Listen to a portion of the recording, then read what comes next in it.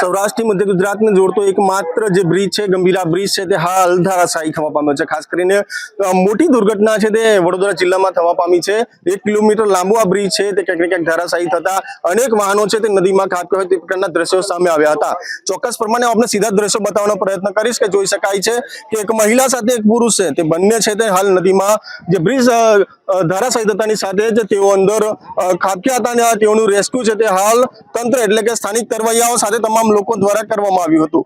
એ તમામ દ્રશ્યો આપ જોઈ શકો છો। G24 કલાક પર એક્સક્લુઝિવ દ્રશ્યો છે અને ચોક્કસ પ્રમાણે હાલ મોટી દુર્ઘટના ઘટી છે। અન્ય કેટલાક લોકો પણ હાલ નદીમાં છે તે હાલ તેઓ છે અને તેઓનું રેસ્ક્યુની કામગીરી છે તે હાલ પોલીસ અને સાથે સ્થાનિક તરવૈયાઓ દ્વારા કરવામાં આવી રહ્યું છે। તમામ દ્રશ્યો આપ જોઈ શકો છો અને અંદાજો લગાવી શકો છો કે કેટલી મોટી દુર્ઘટના પાદરામાં સર્જાવા પામી છે।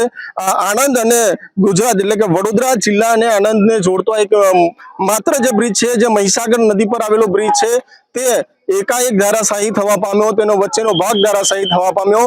તેમાં હાલ જોઈ શકાય છે તમામ દ્રશ્યો છે તે G24 કલાક પર જોઈ શકો છો ને આપ અંદાજો લગાવી શકો છો। કેટલાક લોકોનું રેસ્ક્યુ કરવાની હાલ કામગીરી હાથ ધરવામાં આવી રહી છે।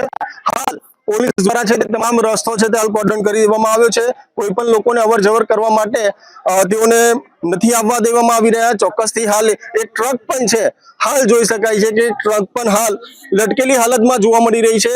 બ્રિજનો મુખ્ય મધ્યનો જે ભાગ છે તે ધરાશાયી એકાએક થતા જે અનેક તર્ક વિતર્ક સર્જાયા હતા। વહેલી સવારે છે ત્યાં સમગ્ર દુર્ઘટના બનવા પામી। હાલ તમામ પ્રકારે છે ત્યાં આપણે જોયા દ્રશ્યો અને કઈ રીતે જોઈ શકાય છે કે હાલ જે સ્થિતિનું નિર્માણ થવા પામ્યું છે જેમાં અનેક લોકો છે તે નદીમાં હાલ હોય અને તેઓનું રેસ્ક્યુ છે તે તંત્ર દ્વારા કરવામાં આવી રહ્યું છે। 4 થી 5 લોકોને નદીમાંથી બહાર કાઢવામાં આવી રહ્યા છે। કેટલીક ટ્રકો સાથે ઇકોકાર સાથે જે બાઇક પણ ક્યાંક ને ક્યાંક છે તે હાલ નદીમાં ખાબક્યું હોય તે પ્રકારના દ્રશ્યો હાલ સામે આવ્યા છે। કેમેરામેન સંતોષ માલી સાથે મિતેશ માલી, ઝી મીડિયા વડોદરા, પાદરા।